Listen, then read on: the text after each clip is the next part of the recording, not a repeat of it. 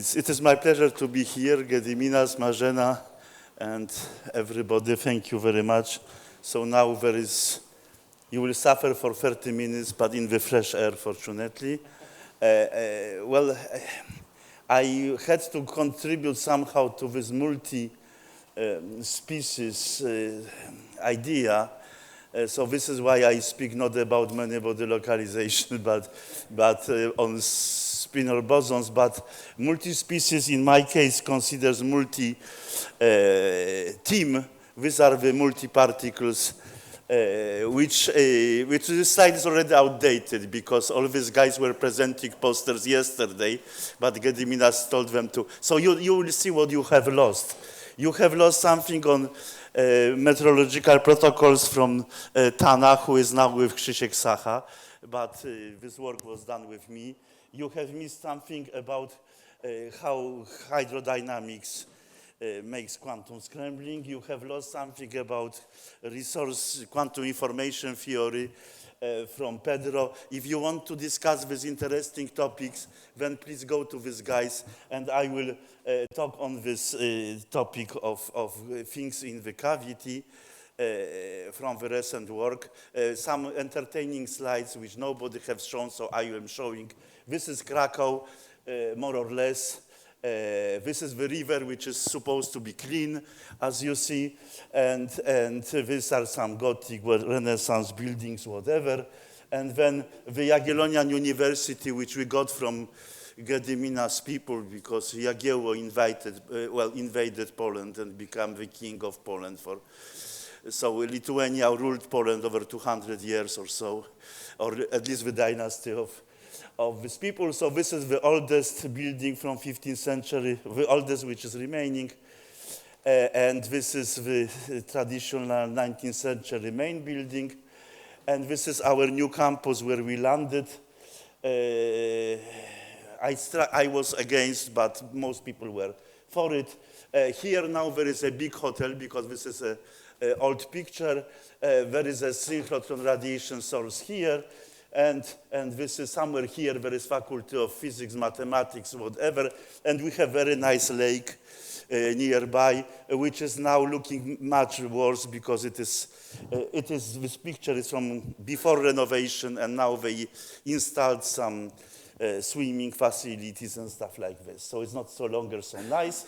This is our building, and you see in this window, I am here standing maybe, and in the window nearby is Krzysiek Sacha, so I always have some intelligent person close to me.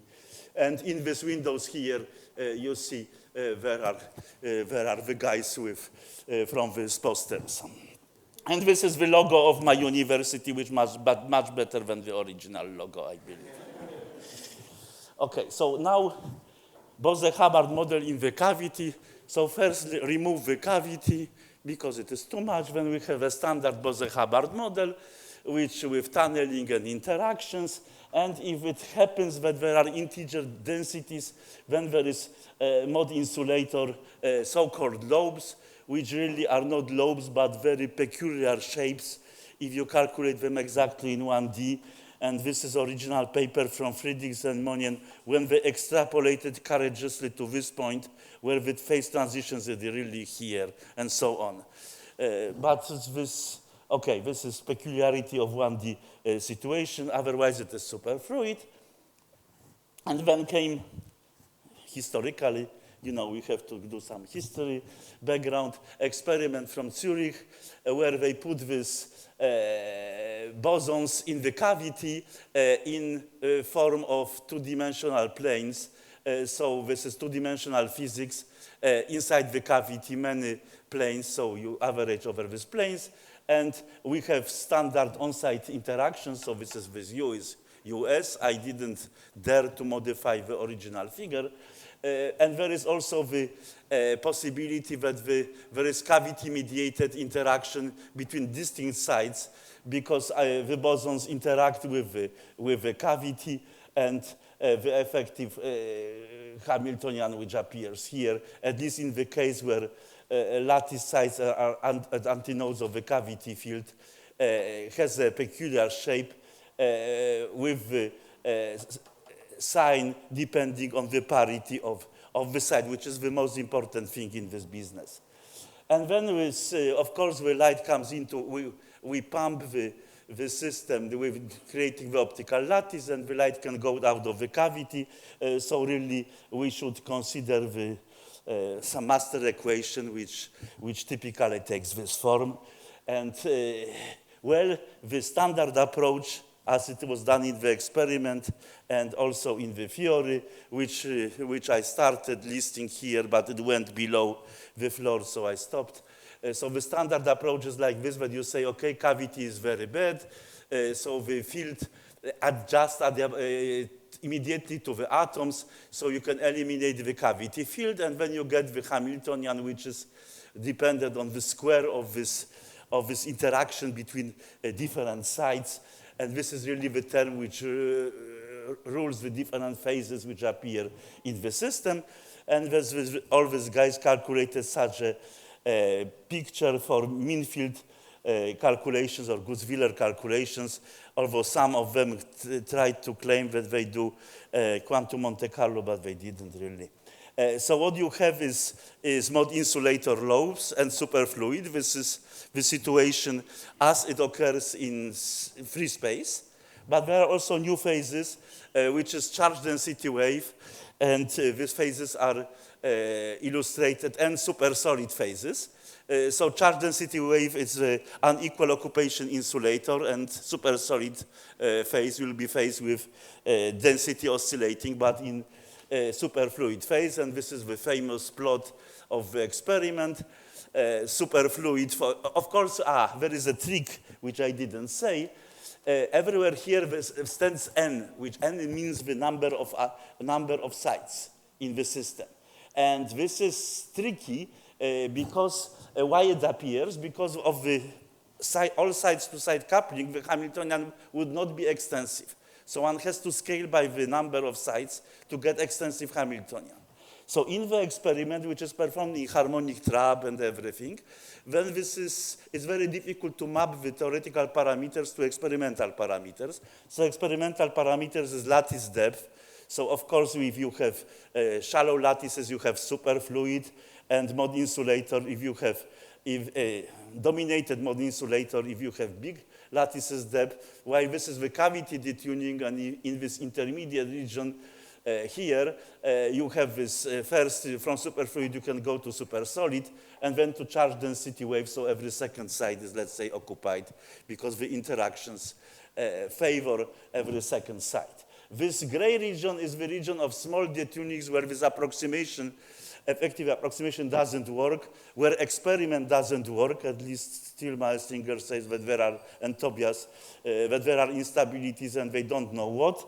And if you are interested in this regime, then you can consult our work with Piotr Duar, who is here, and he can explain you better because he has run all the calculations, which were not run by Giuliano Orso, okay? So, and with truncated Wigner, we can treat the situation without, but this was done for scalar thing, and we are doing Spinor bosons, so let's skip this paper. And we come to the situation where you have two species, spins up and spin down. These are rubidium, two sublevels, which I don't know which one, or if they are written here, because I was clever to put them down. And the cavity, the magnetic field, just to fix the axis. There is a light creating the optical lattice, which has the polarization angle, and this polarization angle determines the relative strength of the interactions which are due to the cavity. One is this same interaction as it was denoted by letter D before, which is the proportional to occupation on sides and with this parity factor. And there is also something which is called vectorial part, which is due to the fact that we have the spinor structure, which is the imbalance in spinors. So this is the new thing, new parameter which appears in this cavity. Otherwise, we have, as usual, tunneling, on-side interactions, interactions between fermions up and down, which we consider this U, just to reduce number of parameter, this U is equal to U12. And we are looking what are the phases. The attempt to this was done in this nice paper who wrote this Hamiltonian, but somehow we got the results which slightly differ, and we calculated them differently, so this is what I am talking about. So what we do, we use so-called Gutzwiller mean field theory, so we write the Hamiltonian of our system and minimize energy in the state which assumes some form typical for Gutzwiller. This is a separable form for each side. Okay? This is the standard Hamiltonian with some chemical potential, which we take single chemical potential. And then we play the mathematical trick, because if you minimize this Hamiltonian, then of course you don't have some fixed magnetization. You don't know how many spins are up and how many spins are down. You find some ground state. And sometimes you are interested in the experiment in the situation that you put 51 spins up, 51 spins down, and you have magnetization equals 0. So to enforce magnetization per site, some kind of magnetization per site, K is now the number of sites. I am sorry, there is a slight change of notation, typical for me, just so you don't sleep. And there is a penalty term, which is here. And if I put this penalty term, which is very large, then I exclude the states other than those which produce 0 here. Okay? So this is the trick, mathematical trick to get, let's say, fixed magnetization. But first, we shall consider the simplest situation without this term. And we just look what is the ground state of the system. And let's make life simple. Let's make no tunneling. This is called atomic limit. So there is no tunneling. You just calculate what it is. Hamiltonian is diagonal and occupation numbers. Even I can do such a calculations with my simple Python script. But just to be sure that there is no error, Maxim does it, and then you can easily see that there are a couple of parameters which you can define. One parameter tells you what is the difference between occupations of odd and even sides. The other is the same thing, but in this vectorial character, so you adjust the spins, and there is a total density, let's say. And then you can derive, Maxim can derive, analytical expression for this energy, without tunnelings, and what do we see? We have the following situation. Either this V character is dominant, and then the situation is like this, that we have, these are odd, even, because we consider 2D situation. So we can have no particles, which is kind of easy to solve. Then we can have a single occupation at site, double occupation at site, and so on. And you see that they are antiferromagnetic orientation all the way. A kind of boring picture. This line, which is violet here, is, please remember this line. I will include tunnelings for this particular value of this parameter. So this is just the line for when we include the tunneling. And then you can consider the situation when there is scalar-dominated situation. So this standard scalar parameter is bigger. And now it is interesting, more interesting, okay? So for example, we have half-filling situations. And in this half-filling situations, these guys are oriented in the same direction. Here we have free half occupation per side on mean density. And then in this region here, there is a transition to charge density wave, something which will look like charge density wave, okay? So this is the situation at 0 tunneling, unconstrained minimalization, no problem. And then let's look at the situation when we assume that there are equal population of spins up and spin down. Well, I could consider arbitrary fraction, but then you will be really bored, okay? So let's consider magnetization equals 0, and then it looks a little bit like the previous situation, but then there is a funny phase which appears here, which is the states which are really not spin up or spin down, but combinations of let's say, two mean densities. Let's say rho is equal 1. So 2 spins up, 0 down, plus or minus 0 spins up and 2 spins down. So there are new states which look like null states. And they appear out of, because of the restriction that magnetization is equal to 0. Okay, so these guys have also magnetization equal to 0. And then these states which are never seen in any calculation, I guess, in this cavity, appear somehow here for tunneling equal to 0. So then what we can do is, of course, now having all this, we are very happy. So we increase we look at the picture with tunnelings. Okay? So with the tunnelings, we have two ways of doing things. One thing is to make some kind of mean field perturbative approach, which gives us analytically the borders of different lobes, like in standard Bose-Hubbard Sachdiev book, page 34 or 277, I don't remember which one, and in which edition, but one can do it, Maxim can do it, and analytically he derives this expression for this Spinor case, and these are these lines here, while the colors are the superfluid parameter, let's say, so psi, the wave function, average value, and so we have the black, which corresponds to psi 0, so it is insulators here, with the structure of the spins, which is plotted on this different graphs. So this is in the vector case, and these are two cases for the situation where scalar interaction dominate. These two lines, which for different parameters, which I have shown here. Okay, these two lines. So we have 1, 2, 3 cases to study, and these are these 3 cases. Now you see that there are regions where perturbative calculation mean field agrees very well with numerics. So this is characteristic second order phase transitions which we have here.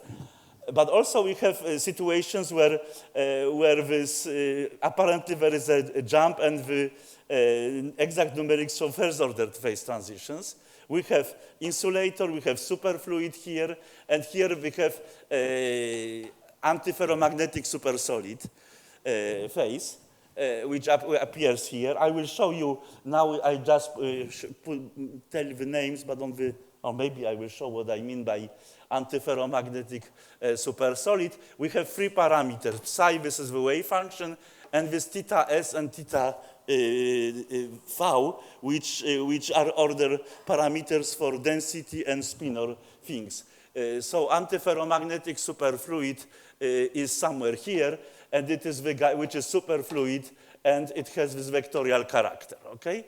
And there is also other type of superfluid, which is SS2, which has all these parameters non-equal to 0.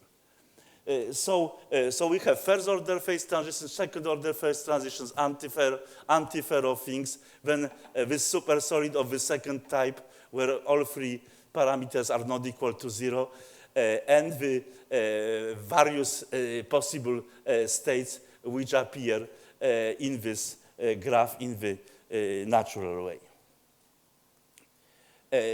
One can inspect what kind of phase transitions it is, okay? Whether this is whether the parameters change abruptly and make jumps or change smoothly.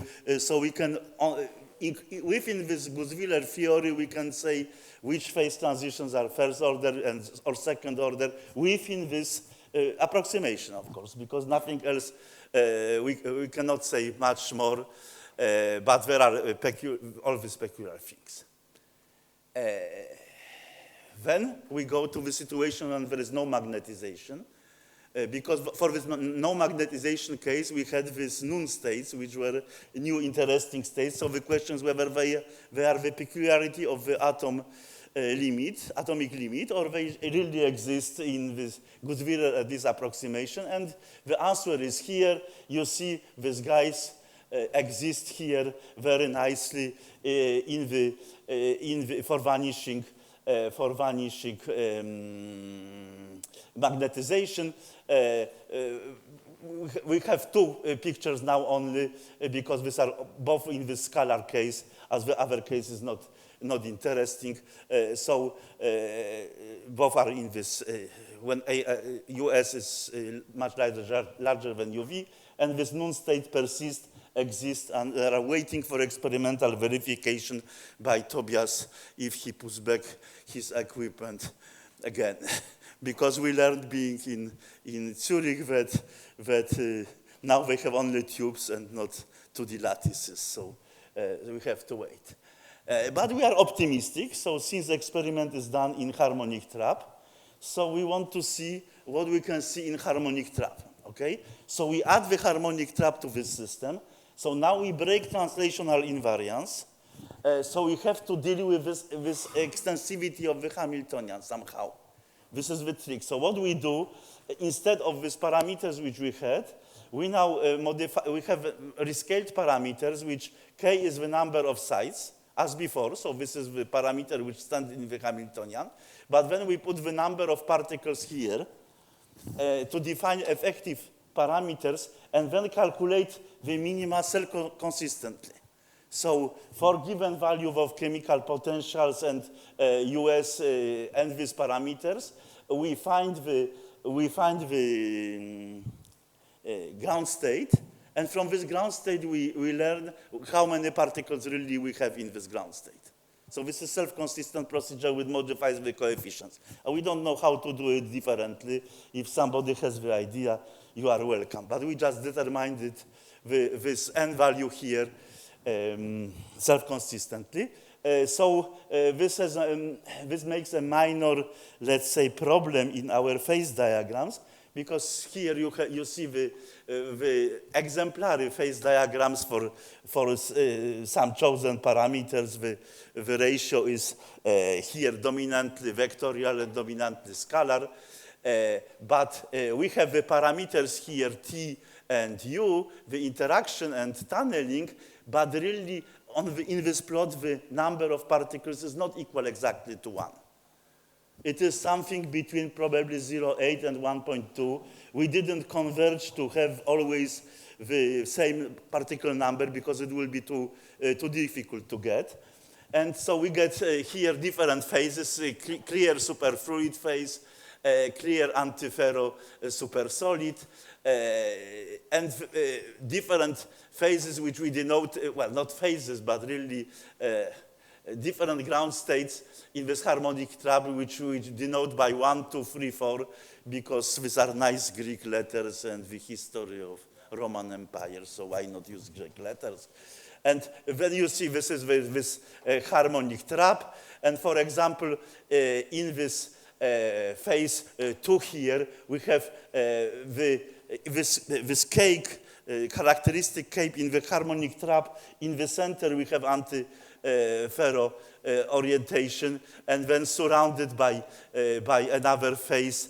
Then you can have, because in one row I show the difference in occupation of sides up and down, and in the second there is a superfluid phase. Sorry, I didn't say. So this is super solid as a antiferro super solid, because this is antiferro. There is, if you don't see, I see blue-red crosses. So this is antiferro phase, and super solid because this is superfluid and not mod insulator. So all this variety of animals can be seen in this trap, and we sincerely hope that our experimental colleagues will measure at least partially this situation, so we can go further up. So Spinor bosons, which is not new for you, because you even wrote nice grant for Quantera about it.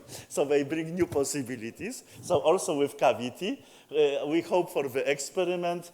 For future, one thing is what we try to do is, well, DMRG in 1D, of course, because it is a natural step to do. and some kind of cluster Gutzwiller expanding to get some kind of correlation between sites, which is being done by the postdoc now. Also for future is truncated Wigner approximation and looking closer to the resonance to see what's going on. Eventually double cavity tubes. Everything is founded by Swiss National Science Foundation due to the grant where PI is Tillman Estinger, and we are happy to be able to contribute. Thank you for your attention.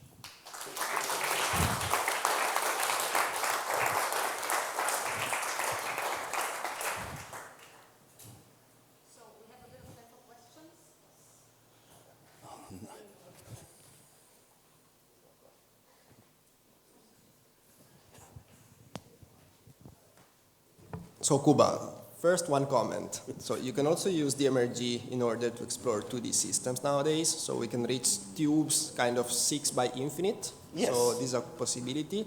And then I want to ask you a couple of things regarding your last slide.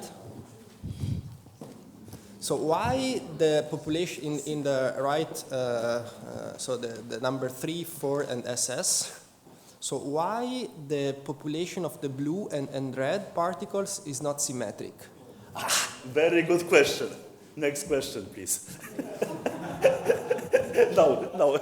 This was the answer which I already provided to Ulrich privately. But the truth is that suspicious is that this is not truly the ground state which has been, this is the low-lying state which was reached with this Gutzwiller, but not truly the ground state, okay? Or that so this is slightly excited state. Maybe this is just a numerical artifact, because if you don't Yes. have enough, the localization of the particles, probably you don't see, the equal superposition of the two states. So if you do that, the same thing with QMC or with DMRG, I'm pretty sure that you can see equal population. Yes, with DMRG we should have equal population. Do we have more questions? Yes. So Kuba, about this noon density, charge density wave, so what kind of character does it have? And is it conceivable to get a noon density wave with n different than 2? Yes. This noon thing may appear here, so you have rho equal, let's say, to rho should be in this regime, rho should be half integer or integer, okay? So because you have this occupation for both sides, so you can have half integer like here, or here there is 1 and there is 3 half. So rho should increase by 1, but this is 2 rho plus rho 0, and this state exists only for magnetization equals 0. If I change the magnetization to something else, then my educated guess will be that I get sine theta up plus cosine theta down or something like this. Okay, so in the best case, if n is big, then it will become very fragile to magnetization and so forth.